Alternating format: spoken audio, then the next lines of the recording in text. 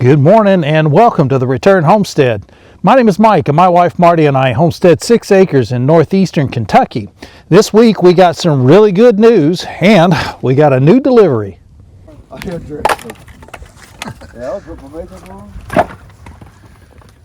So we did get some good news this week. We found out we're going to be getting our new wood stove installed on Monday. We thought we were going to have another month worth of waiting. I guess they are not quite so busy here right after the holidays. So we went ahead and got a load of wood ordered up. We're only putting a cord on the ground. We're gonna have to figure out where to cut more, or these gentlemen will have to come back and bring us more. But for today, we're gonna get at least a cord of wood on the ground, so when they're through doing the install on Monday, we'll be ready to start burning the firewood and get rid of that propane heater. When you're ordering firewood like this, everything is negotiable, including who's gonna stack the wood when they get it here. We didn't spend any money having other people stack the wood for us. I figured I could get this job done myself. Didn't need to have that assistance. So they went ahead and dropped it on the ground, and it's up to me to get this stuff moved over and get it stacked up.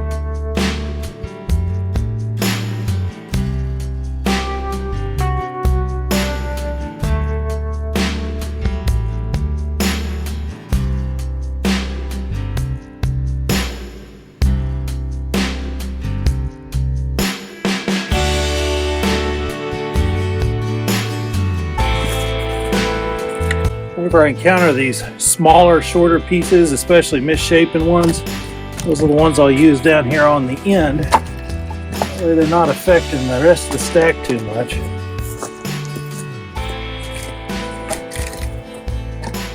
There's no rocket science here. I know I'm probably going to get quite a few comments from folks about needing to pull a chalk line on this and make sure it's perfectly straight across the front. I'm just eyeballing it, trying to keep a flat face, or relatively flat face.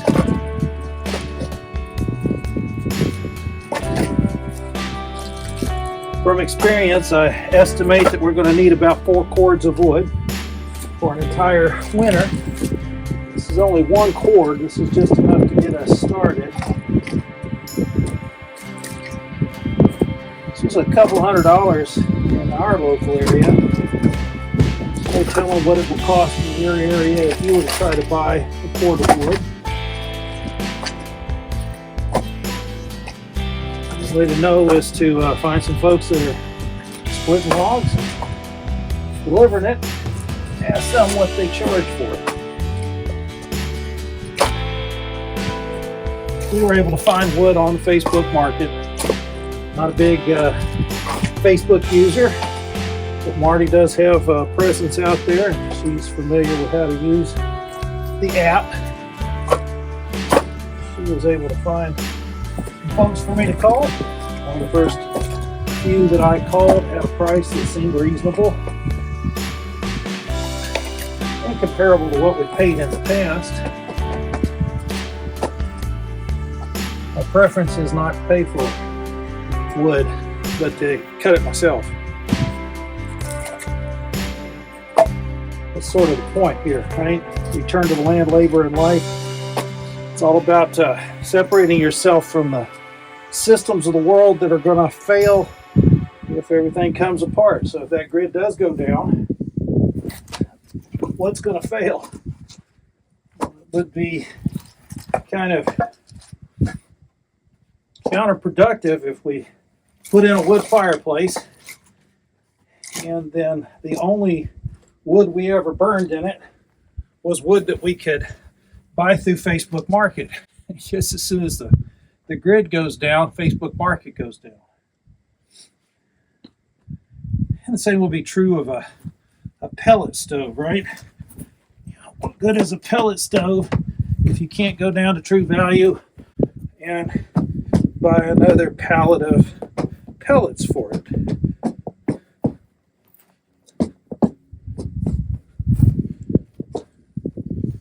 If you're thinking that kind of stuff can't happen, consider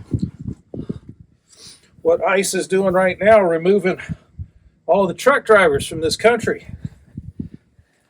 There's a lot of folks that have been out there driving a truck that shouldn't have a license. As they're taking off of the road, I can't imagine that you're going to see everything continue to flow as it always has. Which is kind of the reason why we're out here.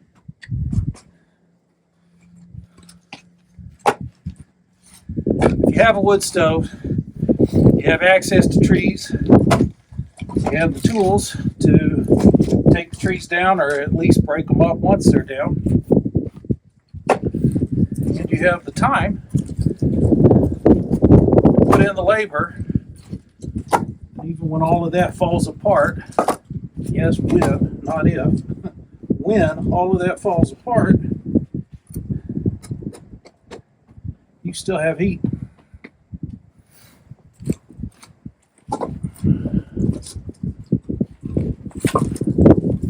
That's the real reason for wanting to do all of this, right? That's the reason for returning to the land, labor, and life. We can't all be dependent on a system that could fail. If everybody's dependent on that system and it fails, we all go down. There needs to be a remnant of us out here. Some folks who have decided that they're going to take care of their own needs first, and then where possible, take care of their neighbors.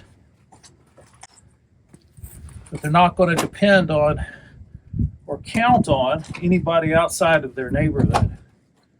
Now, Kentucky is famous for this. There are many haulers here in this area where the same families have lived in that holler for the last 80 or 100 years.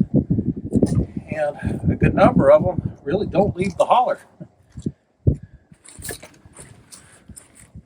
Not uncommon to find around here. And that's kind of where we're trying to get. 4 days in a row I can spend on property without having to go to town to refill some resource that's running low. Better off we are. And that's a lot easier to do. Most of the resources we're using are right here on the property already.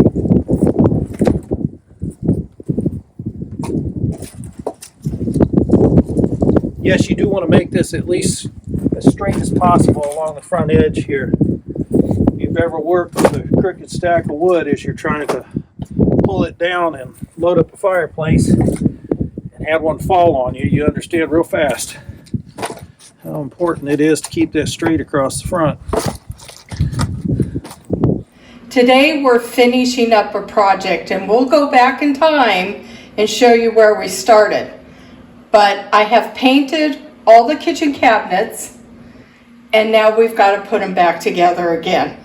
So the first thing I did is I numbered all the cabinets so that we could get them back together easily. I didn't have to take the hinges off because I'm not painting the inside. Your kitchen, your rules, right? Yes. When I look out the window, I only see my reflection. No memory crescendo, no past year possession. Where did all of our time go? Like a ladder with no bottom, and each rung passing below. I've already forgot them. How did I love you the first time that we realized that we both did? And all of the canyons in my mind were suddenly crossed upon your bridge. I used to hold you before you knew that you needed it. If everything always feels new, then what if nothing is? I'm trying to find my way back to where we started. My tired mind holds no maps of the past. If you are the wine, then I'm the headache you part with, leaving us blind while we ever poured the glass.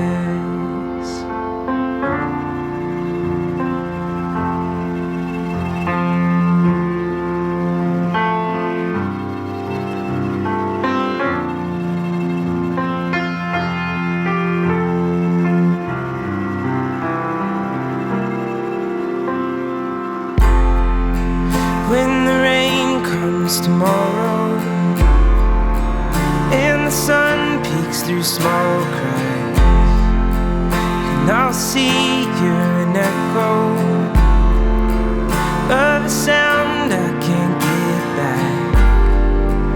Where did all of our time go? What is it that we don't know we're missing? There is no hope in photos if I can't remember the feelings within them. I'm trying to find my way back to where we started. My tired mind holds no maps of the past. If you are the one, then I'm the headache you part with, leaving us blind while we ever poured the glass. Oh, the saints go marching out with their faces full of doubt that we meant the promises. Well, I can't remember if we did. I'm trying to find my way back to where we started. My tired mind holds no maps of the past.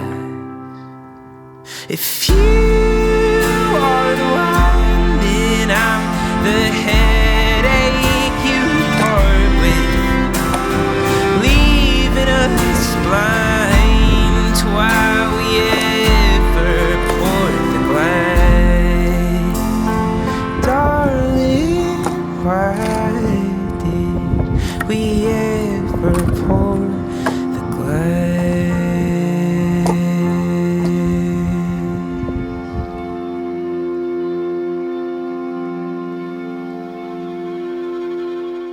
So just like that, we have a different kitchen. We have contrast here. The light bounces off the cabinets. I still have to put handles on. These cabinets never had them, and I'm constantly opening the wrong side or breaking my nails. Have you ever done that? It's terrible. So I am going to put handles on these. I'm trying to decide whether I want silver or black. Which one would you put up? We have a lot of black contrast in here, so I'm thinking about going with the black handles. We still have to regrout this countertop. We were going to redo it. After 8 years of redoing houses, I'm done. You've had enough? I've had enough. Yeah, I think we're both kind of reaching our end. It was about what? You were most of the way finished with this when you said what you said about starting it in the first place. Oh, I wish I wouldn't have. Yeah. Because you're glad to have all these cabinets, but when you're painting them, you're not so happy with that. It takes forever, and you've got to plan out room to lay all these doors down when you take them off to let them dry. So I was carrying them all over the house, setting them on things so that the paint wouldn't get on them. This is cabinet paint, and cabinet paint, once it gets on something, it's very hard to get off. So make sure you have room. We're doing this in the middle of the winter when it's very cold outside, very wet. In fact, it was snowing the day I started this. So I was stuck inside anyway. I thought I'd go ahead and do it. But I do like the contrast between the black, and this is called creamy. I know it looks white, but it's called creamy. And so I'm liking that, and I think I'm going to pull the black out. I think. I haven't totally decided. I like the black handle idea. I think that's going to work for us. You think so? Yeah. So it makes the kitchen look bigger. It definitely makes it look brighter. And after it's all said and done, I'm really glad I did it. But I was hating it yesterday. So thank you for joining us today on the Return Homestead. Mike stacked a lot of wood. I painted a lot of cabinets. Do something in the wintertime. Even if you're stuck inside, do something. It keeps you in shape for gardening season, which is now starting to come up. So thank you for joining us once again. And until we see you next time, thank you, God bless, and bye-bye.